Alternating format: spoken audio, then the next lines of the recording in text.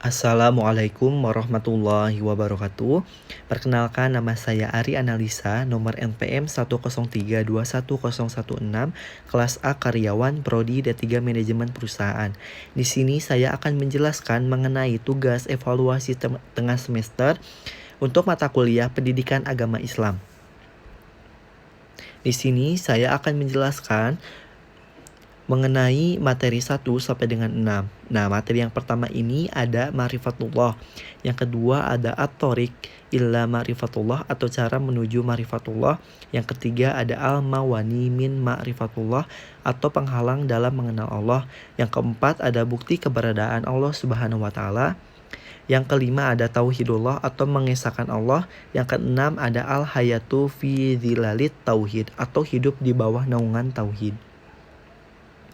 Nah, untuk yang pertama ini ada ma'rifatullah atau ahamiyatu ma'rifatillah.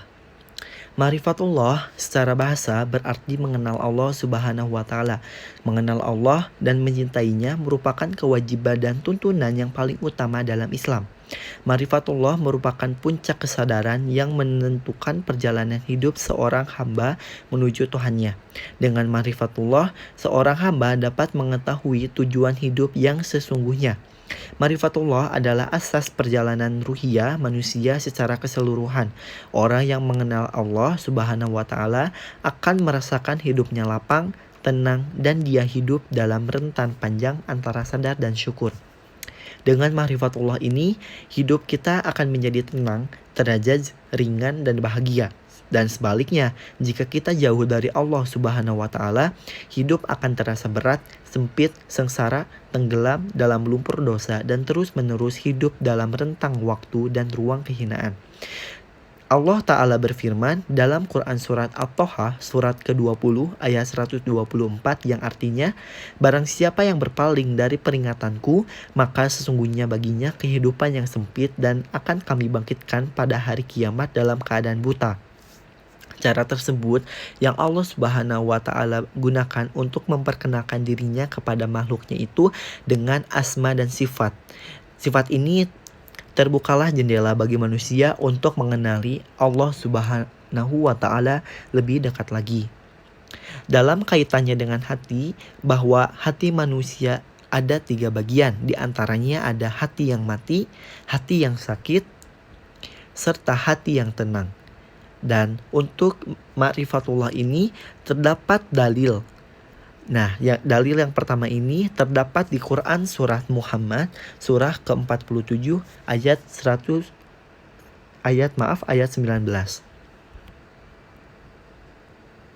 Dan juga terdapat di Quran surat Az-Zumar surah ke-39 ayat 67 yang artinya mereka tidak mentakdirkan Allah dengan ukuran yang sebenarnya, sedangkan keseluruhan bumi berada di dalam genggamannya pada hari kiamat dan langit-langit dilipatkan dengan kanannya, maka suci Dia dan maha tinggi Dia dari yang apa mereka sekutukan. Nah, untuk materi yang kedua ini ada at-thoriq ila ma'rifatullah atau cara menuju ma'rifatullah. At-thoriq ila ma'rifatullah ini Allah tidak menampilkan wujud zatnya yang maha hebat di hadapan makhluk-makhluknya secara langsung dan dapat dilihat seperti kita melihat sesama makhluk. Nah, melalui ayat-ayat Allah ini dibagi menjadi dua ayat, yaitu ayat qauliyah dan ayat kauniyah.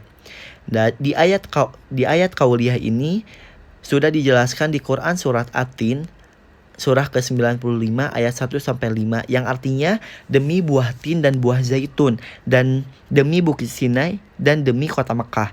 Ini yang aman, sesungguhnya kami telah menciptakan manusia dalam bentuk yang sebaik-baiknya, kemudian kami kembalikan dia ke tempat yang serendah-rendahnya atau neraka.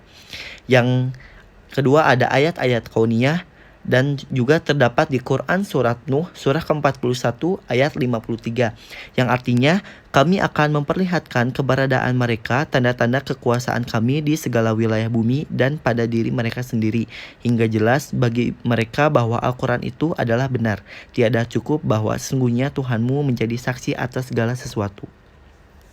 Nah, di sini ada metode Ghairul Islam, metode selain Islam.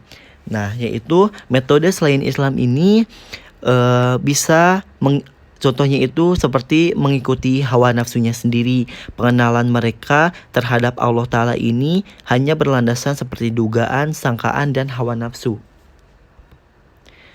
Nah, untuk metode Islam ini yaitu dengan cara menggunakan akal dan fitrah serta pendengaran dan penglihatan untuk memikirkan ayat-ayat Al-Qauliyah ini meliputi benda-benda mati, tumbuh-tumbuhan, serta manusia dan hewan. Metode pengenalan yang Islam ini akan membuat manusia mencapai ma'rifatu nafsi atau mengetahui, memahami kedudukannya, menyaksikan bukti keesaan Allah, serta tunduk kepada Allah. Nah, untuk materi yang ketiga ini ada al-mawani min ma'rifatullah atau penghalang dalam mengenal Allah. Nah, di dalam al-mawani ini min ma'rifatullah yaitu terdapat dua hal yang menghalangi manusia dalam mengenal Allah, yaitu ada maradus syahwat yang berkaitan dengan penyakit hati berupa nafsu dan kesenangan serta perilaku yang tidak terpuji. Yang kedua ini ada maradus sutbah, berbagai hal yang menimbulkan keraguan lebih banyak berkaitan dengan masalah akal dan logika. Di dalam maradus syahwat ini terdapat beberapa poin, yaitu adanya kefasikan, yang kedua ini adanya kesombongan, yang ketiga adanya kezoliman, yang keempat adanya kedustaan, yang kelima adanya banyak melakukan perbuatan maksiat seperti zina mata, zina tangan, zina hati, dan hal buruk lainnya. Nauzubillahi min zalik. Nah, di dalam poin maradu asyubah ini terdapat beberapa poin, yaitu ada kejahilan atau kebodohan di dalam dirinya, yang kedua ada keraguan-raguan, yang ketiga ada penyimpangan, yang keempat ada kelalaian. Nah, untuk materi yang keempat ini ada bukti keberadaan Allah Subhanahu wa Ta'ala.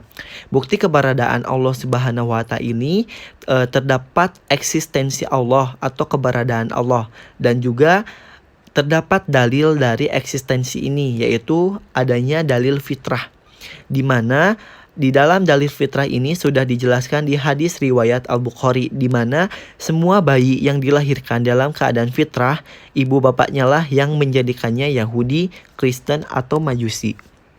Nah, ada juga dalil indrawi, di mana dalil ini kita dapat mendengar dan menyaksikan terkabulnya doa orang-orang yang berdoa serta pertolongannya yang diberikan kepada orang-orang yang mendapatkan musibah.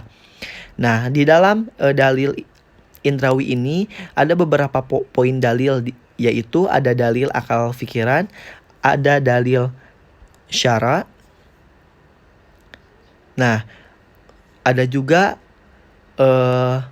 mengenai tauhid. Tauhid itu terbagi menjadi 3 bagian, yaitu ada tauhid rububiyah, ada tauhid uluhiyah, dan yang ketiga ada tauhid asma wa sifat, yang artinya adalah keimanan yang mantap terhadap nama-nama Allah dan sifat-sifatnya yang ditetapkan dalam Al-Quran dan As-Sunnah. Nah, ini ada tauhidullah atau mengesahkan Allah di materi yang kelima, di mana tauhid ini artinya mengesahkan, yakni mengakui dan meyakini Allah Ta'ala. Nah, tauhidullah ini dalam ajaran Islam mencakup beberapa tauhid, yaitu ada tauhidur rububiyah yang artinya mengesahkan rububiyatullah, yakni mengakui dan meyakini Allah sebagai satu-satunya Rob. Yang kedua ada tauhidur mulkiyah, yaitu satu-satunya pemimpin dan perlindung yang hakiki. Yang ketiga ada tauhidur rububiyah yang artinya meyakini, mengakui serta sangat meyakini Allah Subhanahu wa Ta'ala. Dan juga ada arti lain dari takwa, yaitu melaksanakan segala perintah Allah seperti sholat, puasa, zakat, dan hal lainnya. Yang kedua, menjauhkan dari segala larangan Allah Subhanahu wa Ta'ala seperti ghibah, zina, maksiat, dan hal buruk lainnya, serta ridho dengan hukum-hukum dan ketentuan Allah Subhanahu wa Ta'ala, serta adanya tanda-tanda orang yang beriman kepada Allah. Nah, di materi yang terakhir ini ada al-hayatu fi zilali tauhid atau hidup di bawah naungan tauhid. Hidup di bawah naungan tauhid ini merupakan kehidupan yang dilalui oleh generasi pertama di bawah bimbingan Rasulullah Shallallahu Alaihi Wasallam, agar generasi ini dapat merasakan hidup di bawah naungan tauhid sebagaimana era kepemimpinan Rasulullah Shallallahu Alaihi Wasallam. Allah segala zat yang tidak ada sesuatu pun satupun serupa dengan Dia, dan Dialah yang Maha Mendengar lagi Maha Melihat. Dia tidak dapat dicapai oleh penglihatan mata, walaupun demikianlah Allah dapat dirasakan keberadaannya melalui sifat. Nah, landasan tauhid yang benar ini akan menghasilkan sikap yang jelas dan dalam penghayatan terhadap sifat-sifatnya, asmanya dan af'alnya. Dan Allah Ta'ala juga memiliki kesempurnaan dalam al-af'al, yaitu perbuatan. Penciptaan langit, bumi, manusia, malaikat, jin, surga, neraka, dan yang lainnya adalah merupakan af'al Allah Ta'ala, dan tidak ada satupun yang dapat menolak ketetapan dan kehendaknya. Dan juga sudah dijelaskan di Quran surat Al-Buruj surah ke-85 ayat 16. A'udzubillahi minasyaitonirrajim. Bismillahirrahmanirrahim. Fa'alla lima yurid. Maha kuasa berbuat apa yang dikehendakinya. Nah, zat atau esensi Allah Ta'ala adalah zat yang maha sempurna. Dia berbeda dengan semua makhluk ciptaannya. Tidak ada sesuatu pun yang setara dengannya.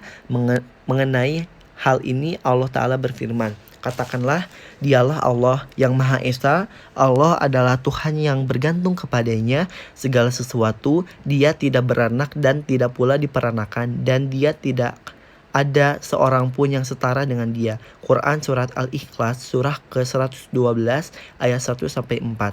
Nah, untuk menumbuhkan kesadaran at-tauhid ini ada beberapa tauhid yang meliputi, salah satunya di at-tauhid asma wa sifat, yakni meyakini bahwa hanya Allah Ta'ala yang memiliki nama-nama dan sifat-sifat yang sempurna.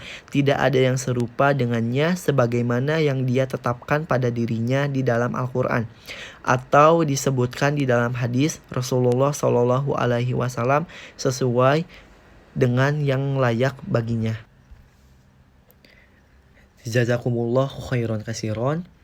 Semoga pemaparan materi yang saya sampaikan dapat bermanfaat untuk kita semua. Jika ada yang baik, itu datang dari Allah, dan jika ada yang buruk, itu datang dari saya pribadi. Mohon maaf atas kehilafan, tutur kata, dan perbuatan. Semoga Allah membimbing kita semua ke jalan yang benar, dan kita terjauhkan dari larangan-larangan Allah Subhanahu wa Ta'ala. Untuk penutup kalimat pemaparan materi kali ini, saya ucapkan terima kasih. Jazakumullahu khairan katsiran. Wassalamualaikum warahmatullahi wabarakatuh.